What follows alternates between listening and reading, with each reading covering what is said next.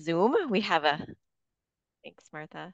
As I mentioned, I'm zooming in from Washington, D.C. this week. And so if you see my out of office, that's where I am today and the rest of the week.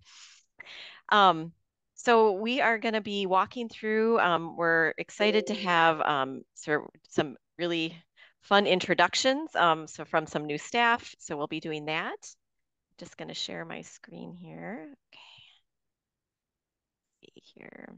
Again, not having multiple screens. That's the one part. Okay. Here we go. And we'll get. And can you see my screen sharing of the full presentation? Or are you getting my notes too? Okay, awesome. So first of all, I just want to say thank you for those that were able to celebrate Take Your Cheese to Work Day. We extended that beyond the Henry Mall location, which is where it started over a decade ago. So there's a long history there. We just extended, hoping that others may want to take on this fun tradition. And we did see Chris shared she was off, but was sharing some cheese with her mom during our Take Your Cheese to Work Day. And then we also had the Lake Superior Reserve group also enjoying not just cheese, but all the accompaniments, including might need a little lactase along the way. So again, thank you for sharing the fun event with us. We did enjoy our cheeses, we'll say that. So, and okay, so today what we're going to be doing is we're going to go through some staffing updates and milestones. Again, some of those important celebrations. Administrative updates. We also have our NRI photo contest again coming up, so want to alert you to that. We'll then shift over to Greg Joel. Now, many of you joined us for the coffee break recently with John Schutzke, and we'll share, I know we have that information up on SharePoint, so we'll be sharing that as well out with you. Make sure to take note of that, because I heard several folks connected with me saying they wish they were able to attend, and again, we do record those. We also have some notes that were taken and answered. There were a lot of questions during that that we also went through and connected back to John. Grace and Martha and others also helped compile those answers to those questions. And so you'll see those as well. But today we're going to be joined by Greg Joel, who's also going to talk a little bit more, extend this conversation, learn more about what the organization, some policies, as well as best practices around AI coming up here. Then we'll have our calendar reminders. Before I shift into some of the introductions, though, I want to mention that it is Black History Month, and our AABERG group is has been bringing in some speakers this month, and there are 2 more yet this month. So please do consider signing up. Those are over lunch. We have one today, as well as another one next week. And so you can find, there's a link to joining the Zoom, and I have to double check, but I believe those are also recorded so that we can go back and see some of the speakers from the past couple of weeks. And so again, that's a really important opportunity to connect around a lot of the topics that we've been talking about, as well as our culture through our group around learning around diversity, equity, inclusion, and justice. And so again, these are topics that we find that we have been highlighting as really important. And so this is another learning opportunity. Okay, here I'm going to shift over to introductions. We're pleased to welcome Christy Gruley. Christy is our new project management for the CPTP program.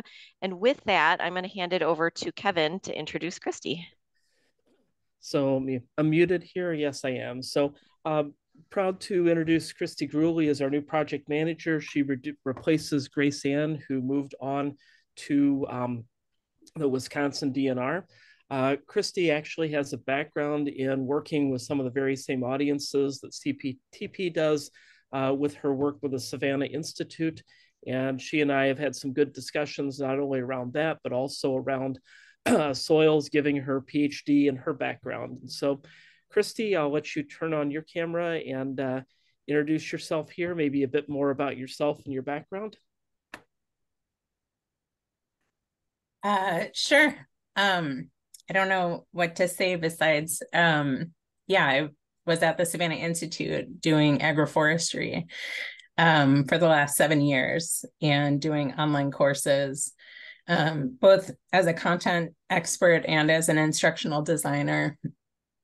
And I have a PhD in soils and geomorphology from Wisconsin here, from the geography department specifically. So I'm excited to be here.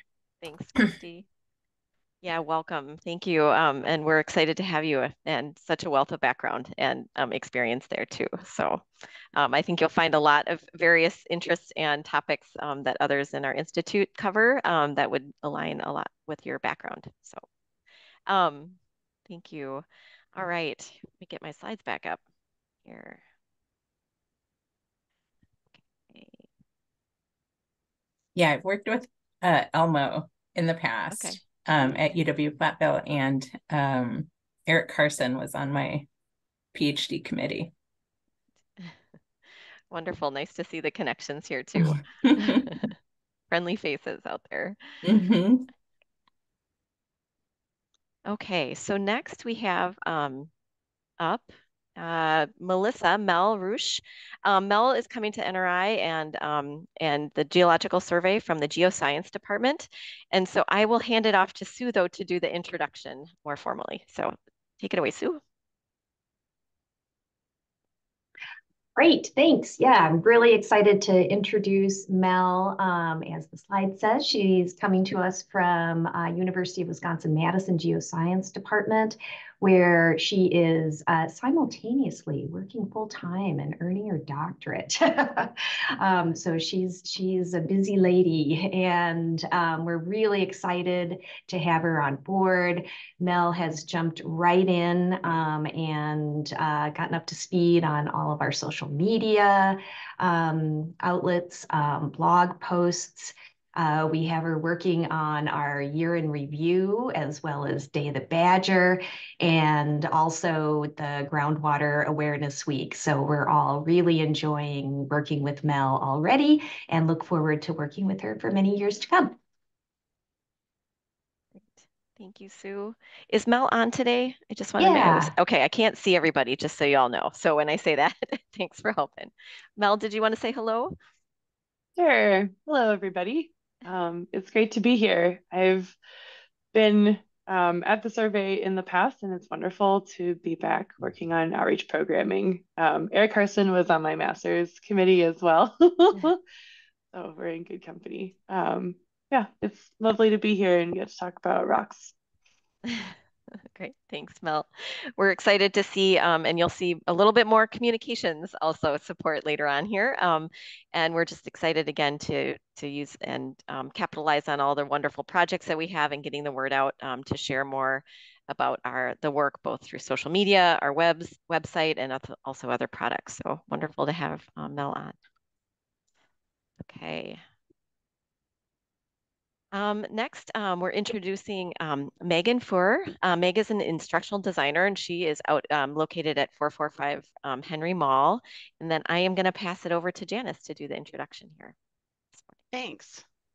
I'm really pleased to let you know that we have Megan, who's joined the team in January. She's been with us about a month now, and she brings a really strong wealth of experience from the healthcare industries. It says here she's been getting up to speed on her newest course, which is covering urban ag and small farm production. So that's a new course that we're working on for NRCS, and we've gotten that launched recently, and she's off to a great start. So even though instructional designers don't come with, backgrounds in rocks and soils and things, they come with an expertise in asking questions. That's what our specialty is, really, knowing how to ask the right questions to help everyone create effective learning. So Megan is well on board, and it's been a great addition. She's been a great addition to our team. So it's been a pleasure to have her join. And next, I'm going to introduce another one. If you can flip the slide, and then we'll have them each introduce themselves together, if that's okay.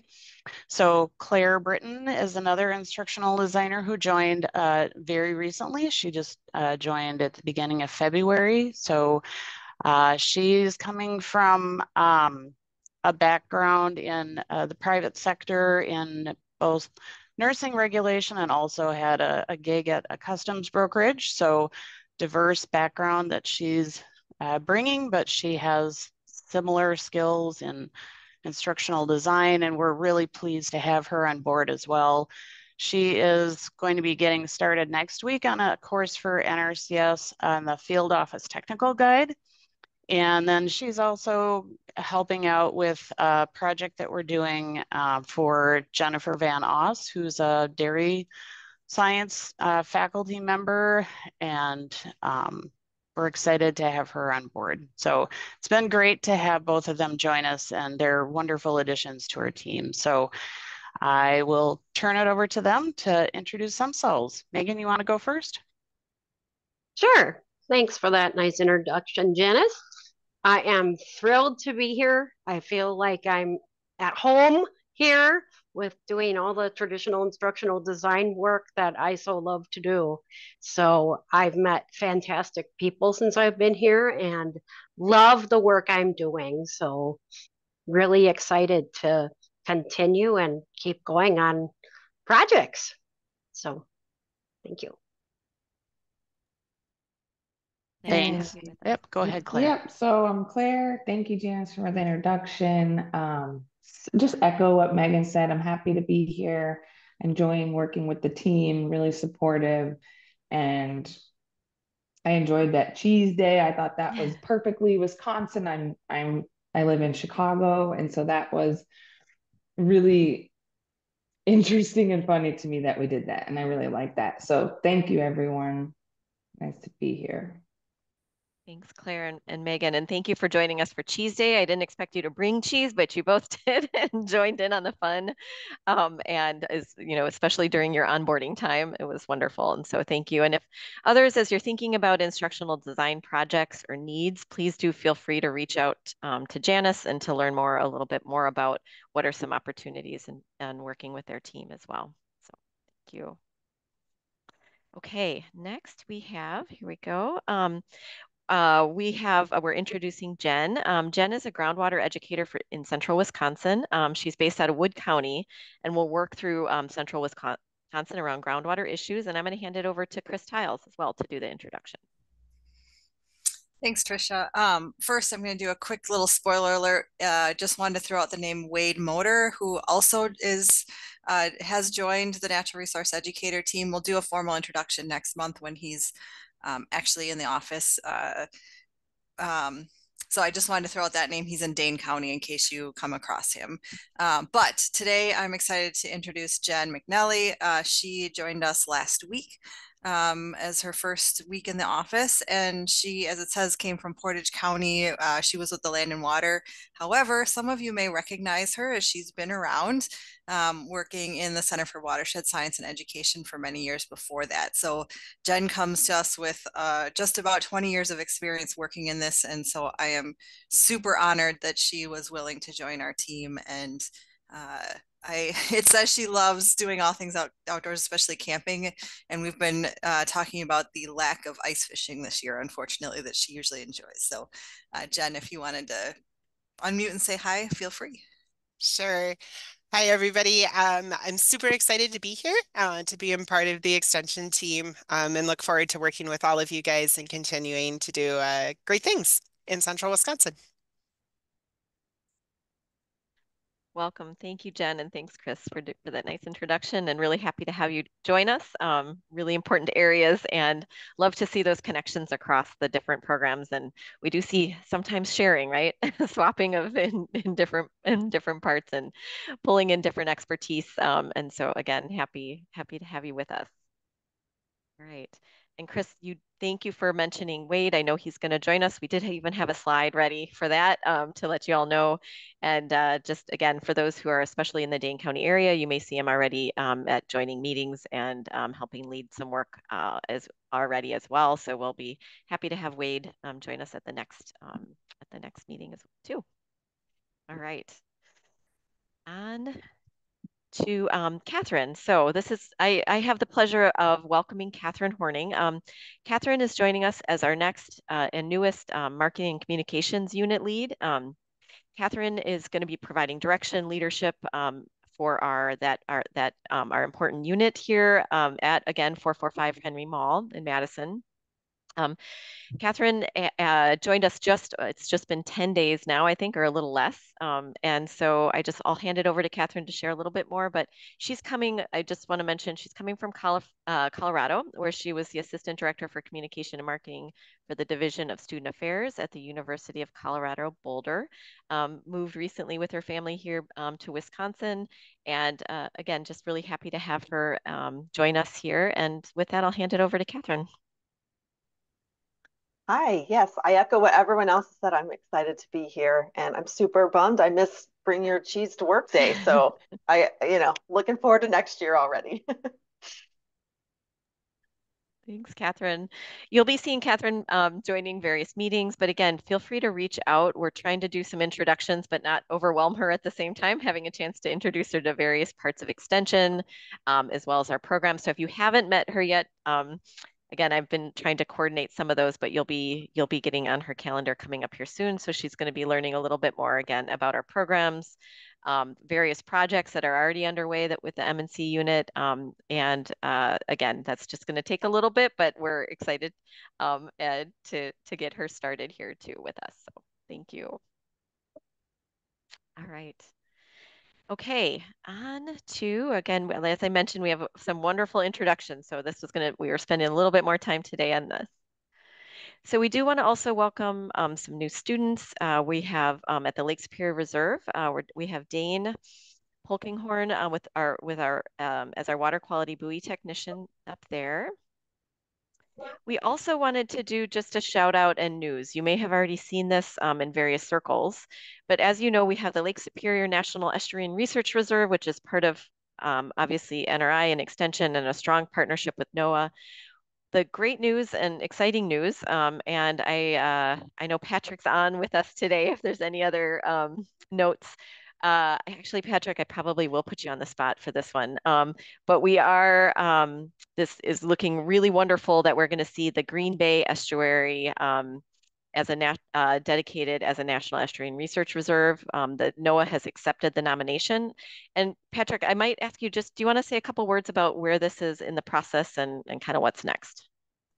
Yeah, so NOAA accepted the site nomination, as Trisha just said, which is awesome because that's a really major step towards designation. And the next phase is to develop the environmental impact statement and management plan for the reserve.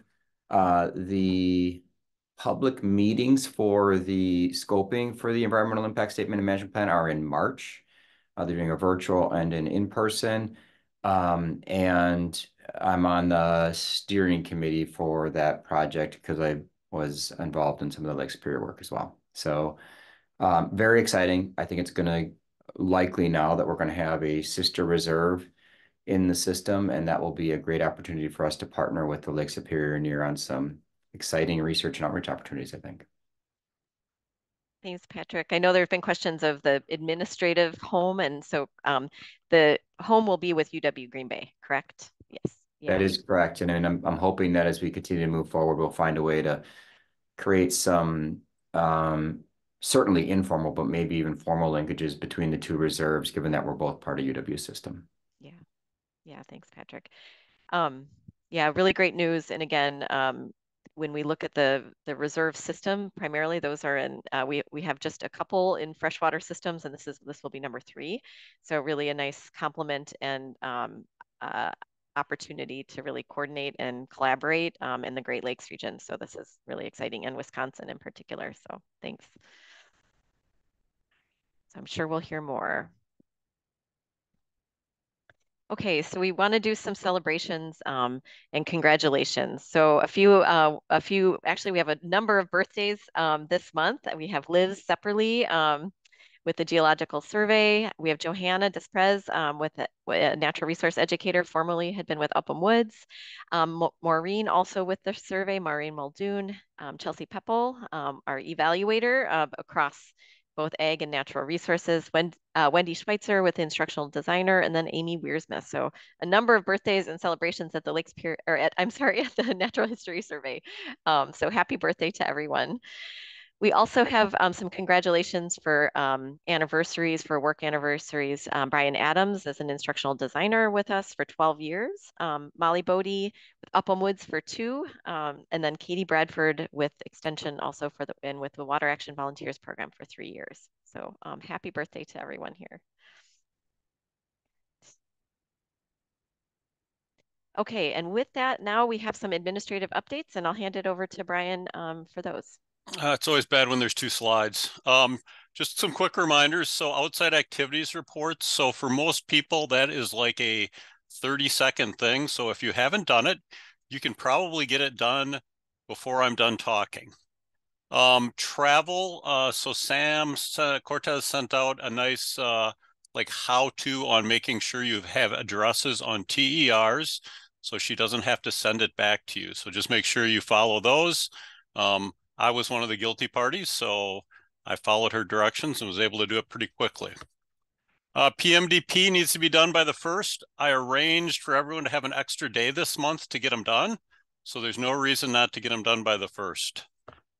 For those of us who are involved in the 3500 move, the 3500U move, excuse me, we had a meeting with the extension planner and FP&M here at 445 Henry Mall.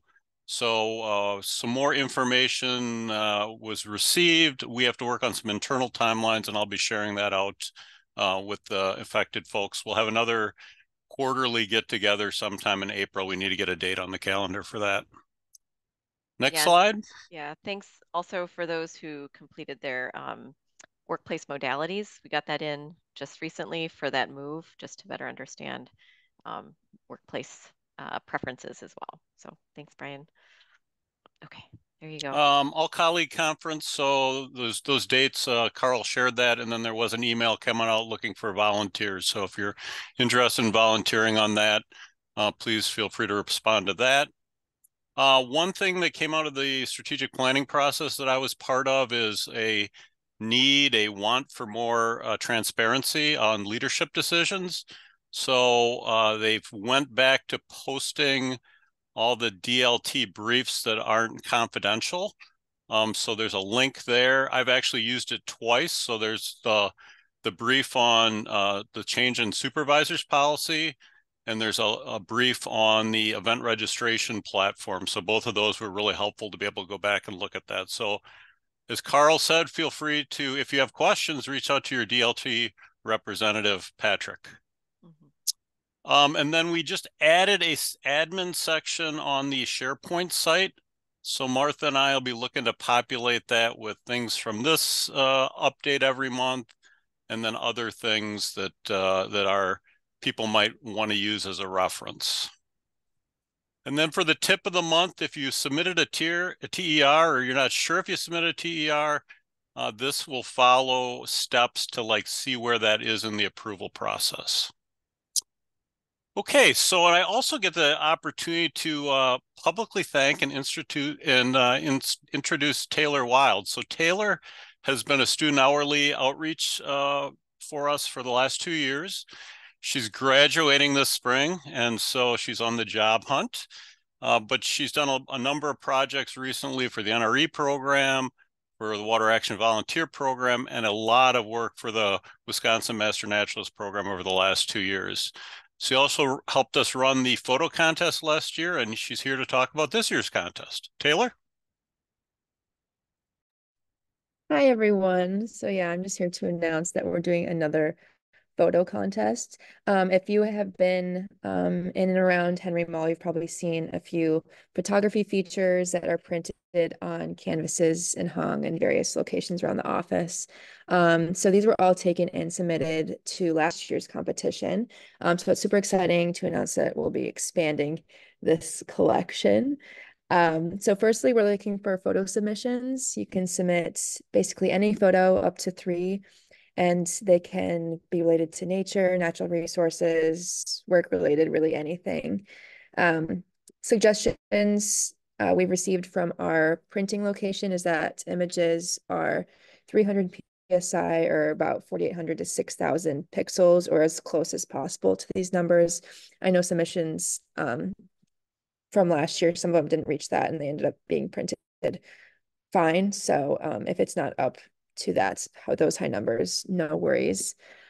Second, we're also looking for a few people to volunteer to be judges for this. It's very simple. You just have to kind of rank your top choices out of the submissions.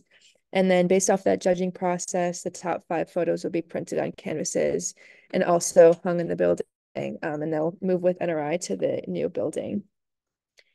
To submit images or be on the selection committee, just please email me directly and I can get everything taken care of from there. And then if you could just go ahead to the next slide. I just wanted to include photos of last year's winners to hopefully provide some inspiration for you guys to submit photos. As you can see, there's a wide range of different types that people submitted and were selected. And also, if you submitted images last year that didn't get selected, feel free to resubmit them this year if you'd like to have those as contenders. Wonderful. Thank you, Taylor. I know Martha had printed out some of the pictures too during our NRI time during the all colleague conference, and those were people took those home with them and loved them. These are also on the walls at Henry Mall. And again, we're looking, and we've talked to the Move group to bring over the art and the beautiful photos into the next space that we have. So just so you all know, we're looking to continue that and also make sure that those are featured in our next space where our NRI group is going to be housed. So, and Taylor, thank you so much for your help with this, and do hope we have others join the group to do some of the voting. So thank you. All right. On to our next. Okay, so next we're here and pleased to welcome Greg Joel. Greg is the director of our ETS with Extension, and so Greg is going to be talking a little bit more about artificial intelligence. And as we mentioned, we had our recent coffee break, and John Schutzke joined us to talk about AI and programming, some future efforts that way, some questions and ways in which we had a chance to try it out ourselves. Greg also joined us, and today though we're going to talk a little bit more about some of the policies and processes with UW, some guidance, some emerging issues related to AI and our work on campus and with Extension, some exciting news that way. Also, and to answer any questions you have, we're going to continue to collect these and answer these as they emerge also. So I just wanted to mention that. I also, before we get started and here again, Greg, I just want to also say a huge congratulations. This is spontaneous here, but we we heard we heard the news, and now that you're also with us, Greg did share his retirement coming up, and one we wanted to congratulate you. Also saw some of the beautiful work you're looking to head into, some of the woodworking that you do, and as you start your next journey into retirement. But just wanted to say a huge thank you for all the work. I know the time that I've had here with Extension, just have been your dedication and talent bringing to Extension and all of our colleagues has been just a hugely appreciated and important. So thank you, Greg, and just again, congratulations. So before that, I just wanted to see if you have any words as you also look towards retirement before we head into the AI conversation. Well, first, thank you for those kind words. And when I look back over 30 years, one of the first projects I did was the database for the Water Action Volunteer stream monitoring. And I actually did that at night in my basement on my own time because I thought it was such a cool project. So I've always had a place for, natural resources type work. And I've always really appreciated all the work that everybody has done, because it's the good work that all of you are doing throughout the state that has given me a reason to have a job. So without all of you doing that great work, I wouldn't have been able to have the opportunities that I've had. So thank you very much for all of that. And with that, I guess I can jump into some of the AI stuff and we'll go from there. That sounds great, Greg. And don't forget, we are always looking for volunteers for our programs. Of course. Yeah. I'm gonna share my screen here and we'll get started. There, I think, see my picture there, the deer? Oh no, I'm crashing. Am I back? I am not. It's still dark on my end. Anybody else? I think we're still, it's not uploading yet. It says double click to enter full screen mode. No.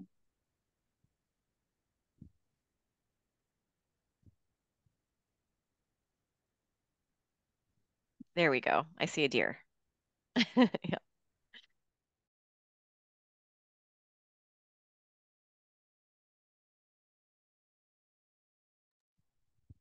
Now we can't hear you, Greg.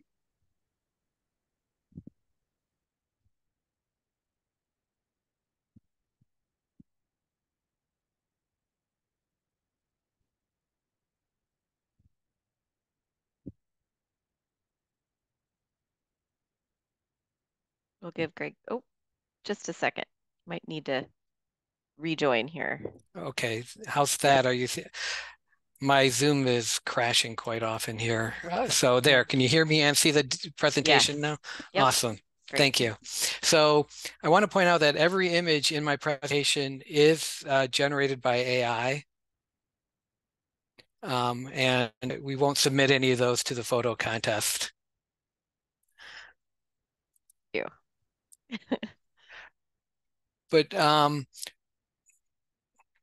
you know, I want to point out that, you know, artificial intelligence isn't new. We've been using it. It's all around us. And I won't go through this list, but most of you probably have experience with these forms of artificial intelligence. And it's just recently that the generative AI has kind of hit the news and used and made a big splash.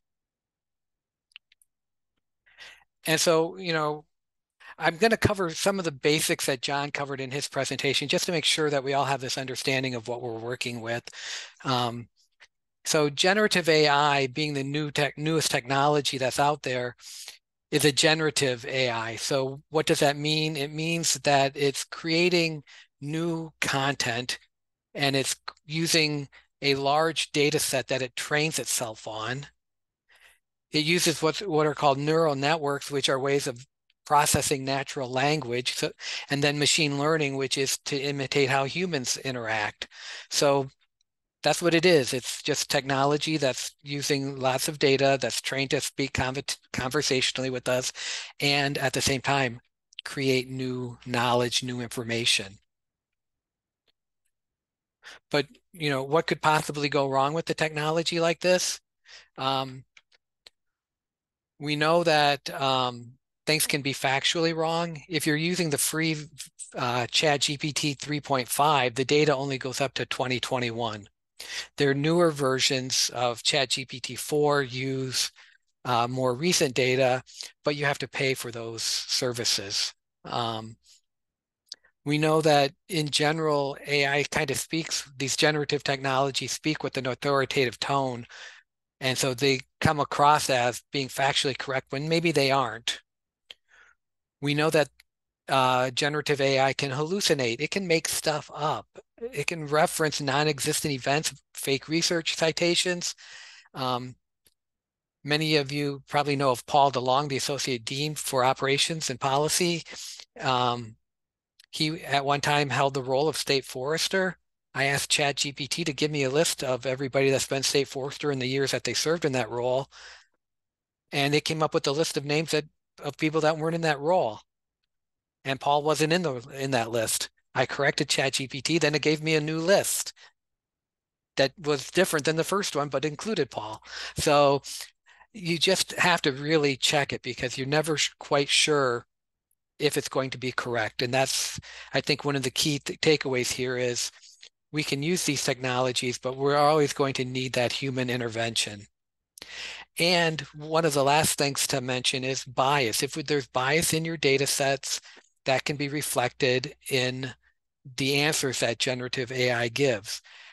Some classic examples when ChatGPT 3.5 came out were list possible careers for young women. And it gave the stereotypical answers of nursing, teaching, and those types of stereotypical roles that have historically been, filled by women. And when you asked it for careers for young boys, it gave, again, the fireman, the engineer, this things like that. So be careful in looking at your results to see if there is a bias in them. But once you have it, why might you actually consider using it since you have these tools? There's a lot of productivity reasons why. It can make you very much more efficient. I created all these images very quickly using ChatGPT. I can ask it to create outlines for presentations. I can use it for brainstorming, creating clarifying questions. What's really nice is you can even tell the generative AI, what kind of output do you want? So if you want some tabular data, ask it some questions and have it put it into a table, have it put it into a detailed outline. We can even generate images now from AI, like I used in my presentation. So I can even do some examples of that. So I think, there's a lot of good productivity reasons and also ways of just maybe prompting you to think about things that maybe you overlooked when you were preparing for something. I'm going to give John complete credit because I talked with John and I told him I was stealing his slide. David Burrs, who has some LinkedIn Learning courses. So all of you have access to LinkedIn Learning. If you just Google LinkedIn Learning, go to it and sign in with your wisc.edu email address, you get into LinkedIn Learning. And if you search for David Burrs, you'll see his courses on prompt engineering. And what we mean by prompt engineering is the questions that you ask the generative AI and the information you provide to it, the more detailed you can be, examples that you can provide it, the better your output is going to be. And Dave Burrs suggests this formula, this create formula. So a very common practice is to ask the generative AI like ChatGPT or Copilot, take on the role of an extension educator and a natural resources educator in extension. Take on the role of a landowner, a forest owner, a woodland owner, and then ask those questions from that perspective. Provide examples to it. After you get your response, maybe you see what the output from the ChatGPT or Copilot or whatever generative AI you're using. You can go back and say, please explain or provide detail on step 2. And it will look at step 2 and it can break it down into further detail for you.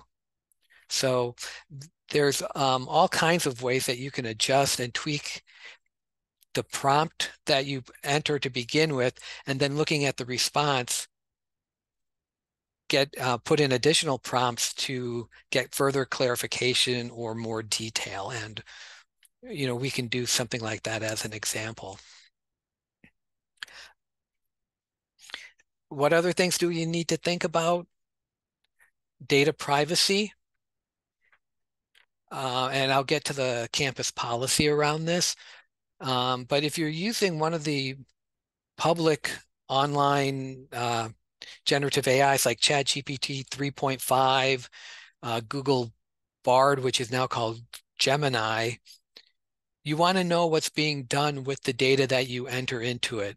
A lot of these services will take what you enter into it, and that gets put into the body of data that the large learning model is learning from. Your data becomes part of that data set. Early on when this first came out, you saw companies like Apple and Google and others putting in policy about not putting in any work-related, no trade secrets, no research information, nothing that was intellectual property that you would want to get out of outside of your organization.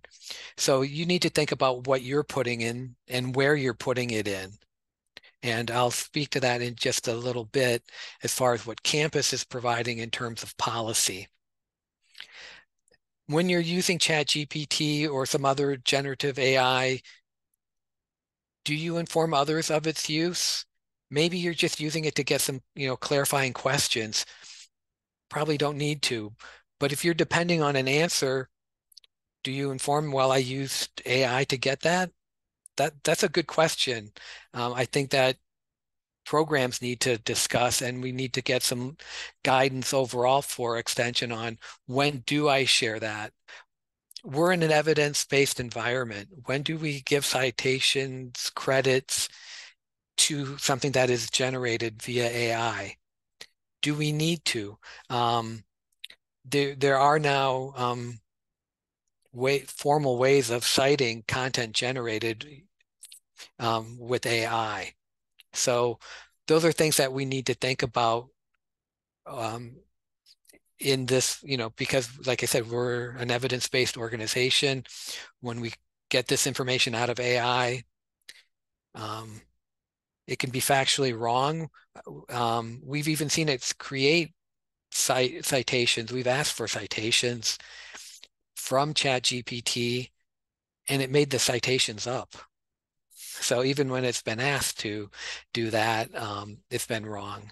Now, those things are being worked on, and there are instances and examples out there where some of the AIs are citing the resource that it pulled the information from. So that part is improving, but it's something we need to think about.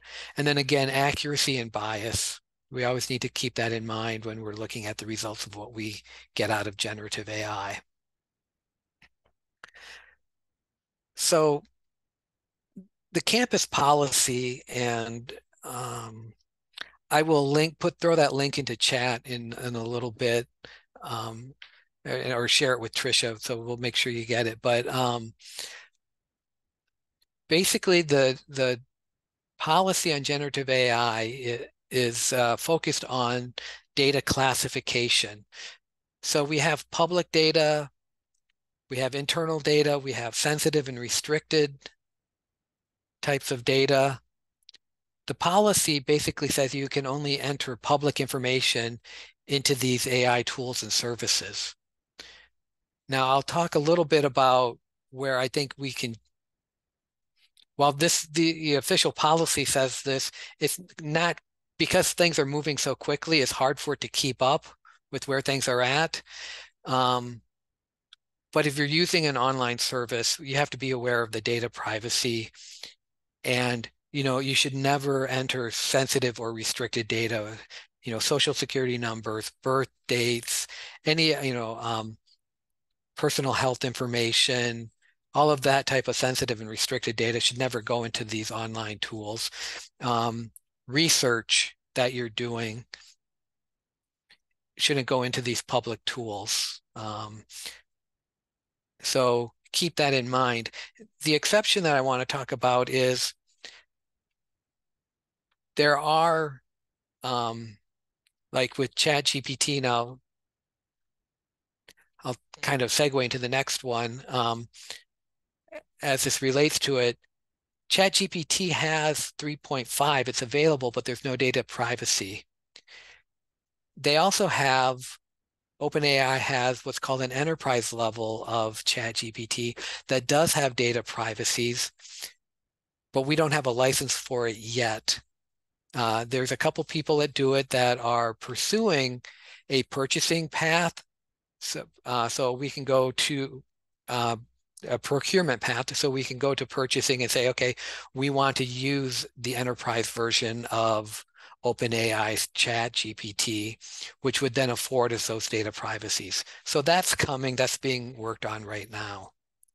And that would again allow you to enter data that you wouldn't enter into a publicly available generative AI.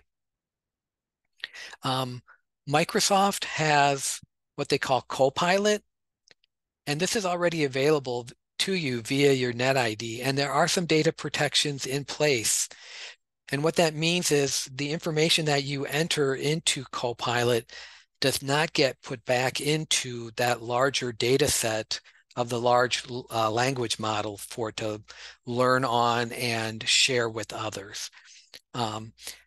Another nice advantage of Copilot is that Microsoft and OpenAI have a very, very tight working relationship. Microsoft is one of the biggest investors in OpenAI.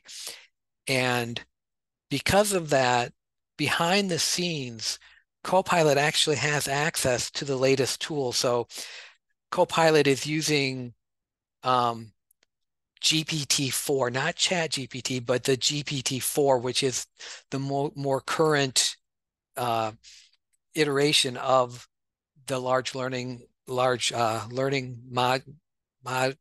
And so you have the up-to-date tools.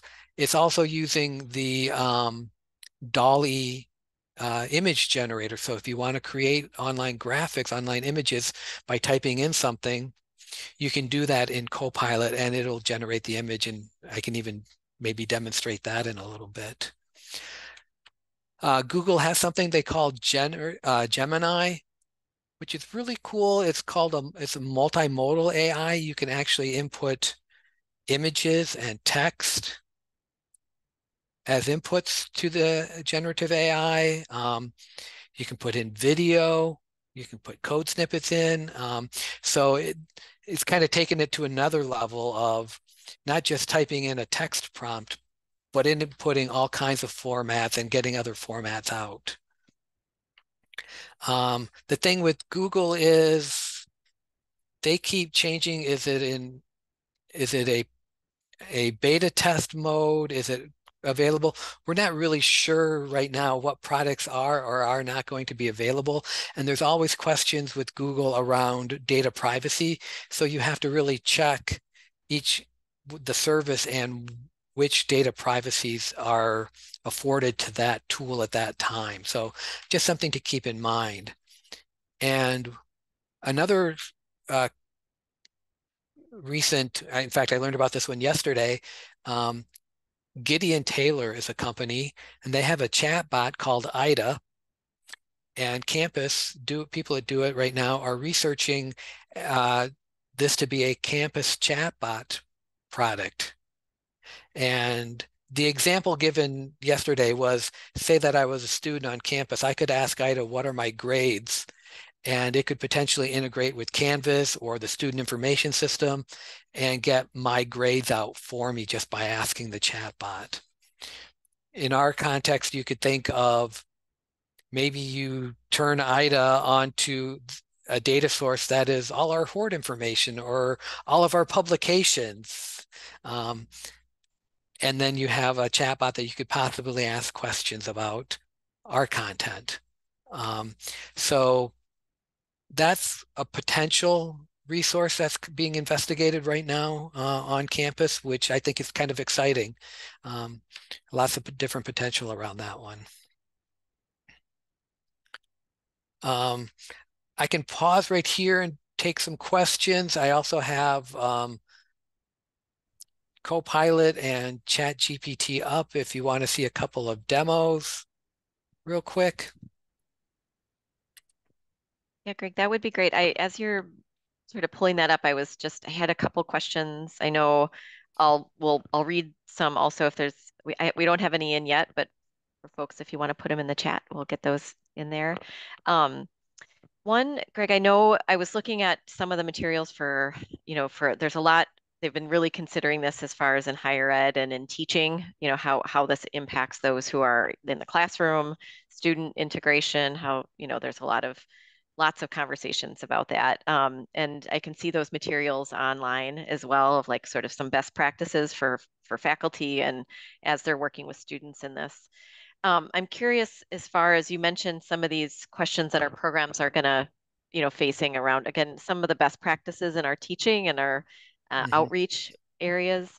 Any thoughts that way from sort of a broader organizational best practices for extension that's been considered? Because again, I think some of these are in programs, but others may be at the organizational level, and just kind of looking for some of that conversation. Yeah, as I mentioned earlier, this is a tool that we can use, but we know that we need human intervention in between the output and providing this content to somebody else. So I think I kind of see a couple. I mean, there's the back end use of it in the creation of materials where there are those productivity gains. I don't think there's as much question about that. I mean, maybe there is. You could have Copilot or ChatGPT write a logic model for you. I mean, I could demo that right now if people wanted to see it. I actually went into the planning and reporting portal. I grabbed a situation statement out of somebody's plan of work, and I can just post that into ChatGPT.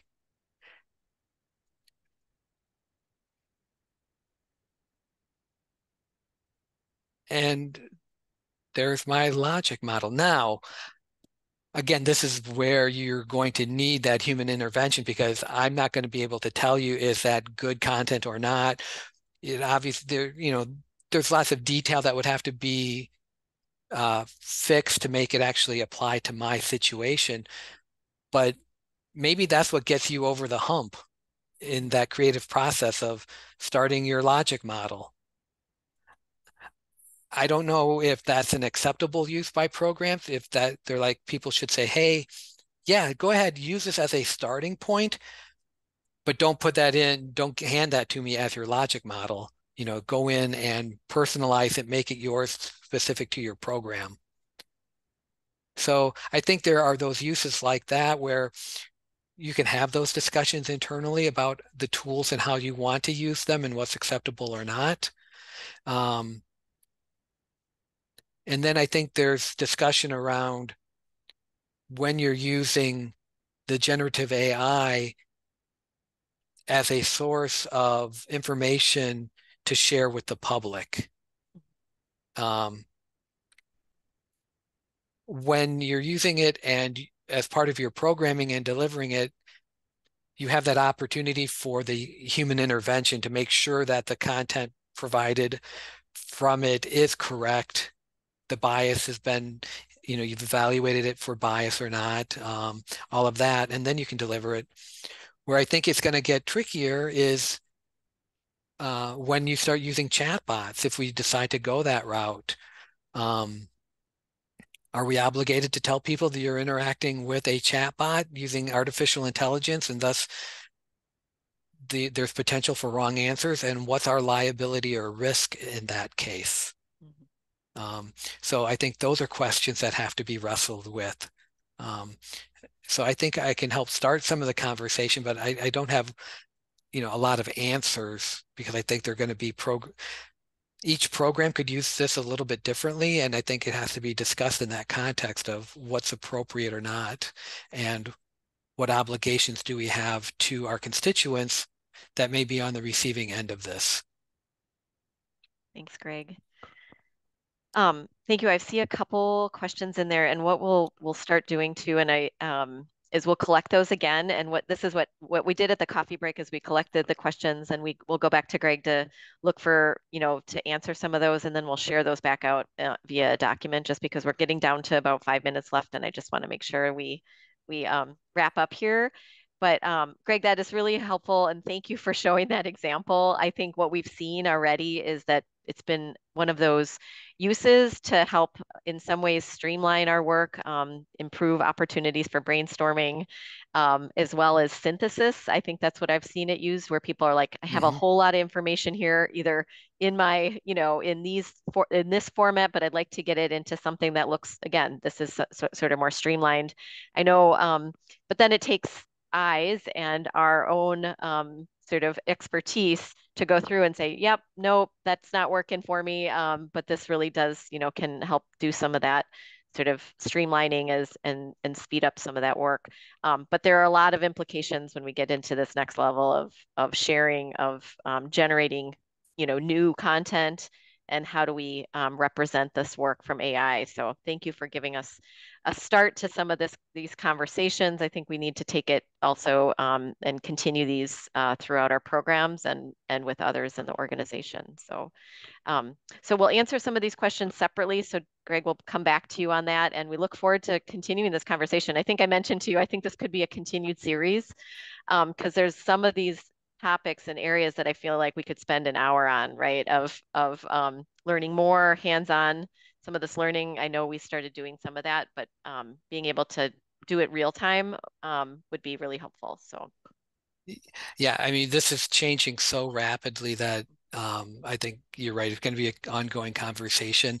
I threw in the link to the policy in chat along with the links to Copilot and ChatGPT. Great, thank you. Yeah, thanks. And you did cover some of the difference between what's different, why Copilot versus ChatGPT, and where are some protections there, given we're using this in the UW environment with Microsoft Copilot. And I think, as Greg mentioned, some of that is the data and the information you put in doesn't get integrated necessarily in a public then AI type context. It's used just for that use. So yeah, another difference between ChatGPT and Copilot is ChatGPT will kind of keep a running history of your prompts on the left-hand side of the screen so you can go back. Copilot, when you exit, it's gone. So if you need to capture something, make sure you capture it during that session. Okay, thank you. That's great. Okay, we'll keep this conversation going. And Greg, thank you for joining us today. We want to make sure that we're learning together on this and finding the best and most sort of valuable uses of AI while also recognizing, some of these challenges and important lessons. So thanks. Thank you. All right. All right, well, we are just going to wrap up here. There's some final sort of calendaring. Just getting to my slides here again, though. Oops. Sorry about that. All right.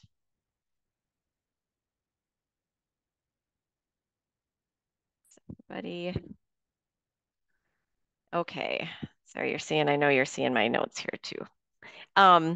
Just want to note, we've got our next coffee break coming up March 6th, Zoom March 30th, and next, so we have a number of coffee breaks. We'll be sharing out the topics coming up here shortly, so you have a chance to see those in advance.